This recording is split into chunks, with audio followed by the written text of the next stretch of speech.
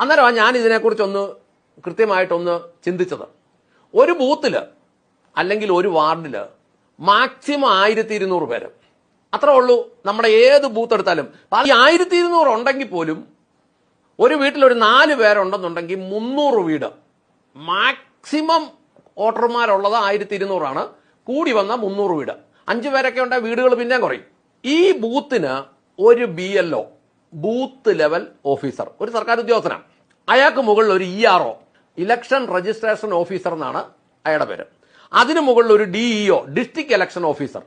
മുൻകാലങ്ങളിൽ ഇവർക്കൊക്കെ കൊടുത്തോണ്ടിരുന്നത്, ഇവർക്കെന്ന് പറഞ്ഞാൽ ഈ BLOമാർക്ക് കൊടുത്തോണ്ടിരുന്നത് 6000 രൂപ പ്ലസ് 1000 രൂപ, അങ്ങനെ 7000 രൂപയായിരുന്നു ഇൻസെന്റീവായിട്ട് കൊടുത്തോണ്ടിരുന്നത്. ഇപ്പോ അത് 12000 പ്ലസ് ഒരു 2000 ആക്കിയിട്ട് ഇൻസെന്റീവ് ആക്കി.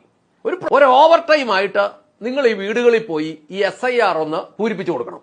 അഡീഷണൽ 14000 രൂപ കൊടുത്തിട്ടാണ് പറഞ്ഞത് ശമ്പളത്തിന്റെ പുറത്ത്. അവിടെ ചെന്ന് ഈ ഫോം അങ്ങോട്ട് കൊണ്ടു കൊടുക്കണം. സംശയമുള്ളവർക്കൊന്ന് പറഞ്ഞു കൊടുക്കണം.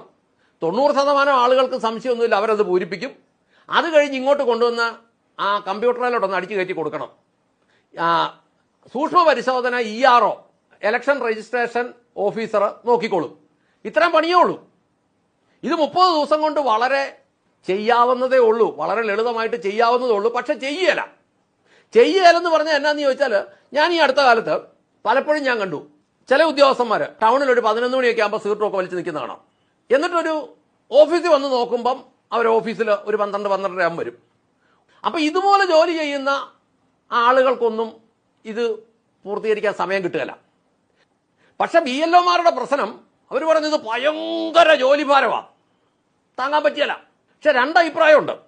ഈ ആശാ വർക്കർമാർക്കകത്ത് അത്യാവശ്യം വിദ്യാഭ്യാസം ഉള്ളവരെ വിളിച്ച്, ബോധമുള്ളവരെ വിളിച്ച് അവർക്കൊരു ട്രെയിനിങ് കൊടുത്തായിരുന്നെങ്കിൽ, അവർക്ക് 10-300 രൂപ വെച്ച് കൊടുത്ത്, അവർക്ക് 249 രൂപ ഈയിടെ ഇച്ചിരി കൂട്ടുമെന്ന് പറഞ്ഞ് ഇലക്ഷൻ ആയതുകൊണ്ട് കൂട്ടി കാണുമായിരിക്കും.